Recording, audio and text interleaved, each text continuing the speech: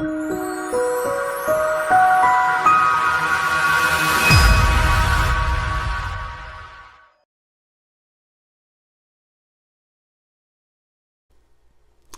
this is Keith Benton with Agent Sales Trainer.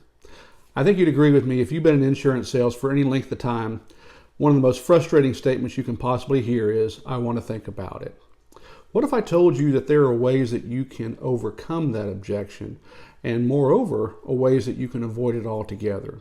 In this video, we're going to talk about three things. Number one, what is I want to think about it? Number two, ways that you can overcome that objection. And number three, ways to avoid it altogether. So let's start with number one. What is I want to think about it? When you're going through your sales presentation and you ask that closing question and get that statement, a lot of salespeople will say it's time to pack up and go. Actually, that's not the case.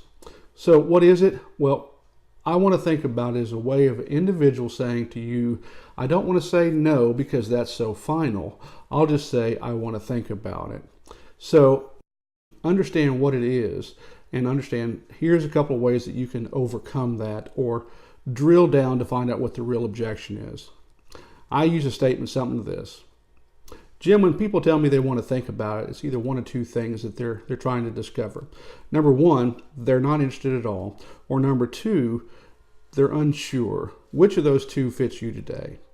If they say, I'm not interested, then go ahead and pack your bags up and go because you really don't have anything there. If on the other hand they say, you know what, I'm just not sure, that's okay. We can overcome that as well. So I usually use some questions to drill down to it, something like this. When someone tells me that they're unsure, it's one of two things. One, you're unsure about the benefits that we discussed, or two, it's the price. So let's start with the benefits. Did the policy that we went through and the benefits that we went through seem like a fit for you? Was there anything missing? If they say anything here, then you can go ahead and open that up and go through it. Because sometimes we may get distracted, we may forget to go through some of the important benefits. If that's the case, this allows you to go back and go over those benefits that they have questions about to answer that. Once you do, then you can start the process of writing up the application. If they say, nope, the benefits are perfect, then I lean in and just say, well, Jim, is it the price? Because I want you to have the finest coverage out there, but I don't want to drastically alter your lifestyle or take food off your table. Will this policy take food off your table? If they say, well, no, not really, go ahead and start filling out the application.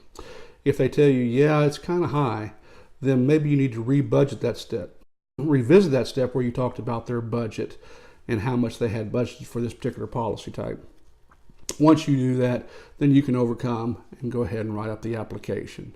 Now, earlier I mentioned there's ways to avoid it altogether.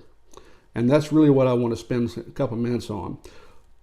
What I've found in over 30 years of doing this, when someone says I want to think about it, it's really a symptom. And it's a symptom of an individual trying to shortcut the steps of the sale. The very most important part of that sale, or that step, is the rapport building. Taking time to let people get to know you and you get to know them. Remember this, people buy from people they like and they trust. When you walk in the door, they probably don't know you. So take a couple minutes, let them get to know you, let them feel comfortable with you and the process. Because there are two sales being made. The first is yourself and the second is your product. If you'll take time and slow down and allow them to get to know you and you to know them, you'll make the first sale so you can make the second sale. Hey, I hope you enjoyed this today. If you did, make sure you like and share this video.